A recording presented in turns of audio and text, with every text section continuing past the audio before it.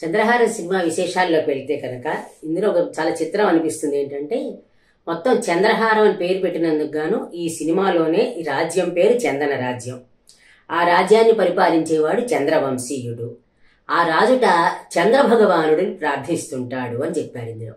మామూలుగా మనం సూర్య భగవానుడిని ప్రార్థించడం తెలుసు. మరి ఈయన డింగరిపాళి కదా, ఇది బెంగళి గారిది డింగరిపాళి అనుకున్నాం కదా, బంగారుపాళి డింగరిపాళి రెండూను.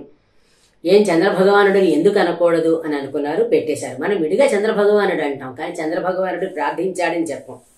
అలాగే ఆ రాజ్యాన్ని పరిపాలించే రాజుకి కూడా పేరు చందర్ అని పెడతారు. అసలు చందర్ అనేది కొంచెం మోడర్న్ గా ఇప్పుడు అనిపిస్తుంది, కానీ ఆ రోజుల్లోనే ఆయన అంటే మనకి తెలుగు భాష అజంత శబ్దాలు అంటాం కదా, రాముడు అలా అంటాం, రామ్ అని అనేవారు కాదు అప్పట్లో. చంద్రుడు అని పెట్టాలి, లేకపోతే చంద్రశేఖరుడు, చంద్రహాధరుడు ఇలా పెట్టేవారు. కానీ చందర్ అని అక్కడ పేరు పెట్టారు ఆయన. అది చంద్రహారంలో పింగళి గారు చేసిన ఒక కొత్త చంద్ర భగవానుడిని సృష్టించారనమాట.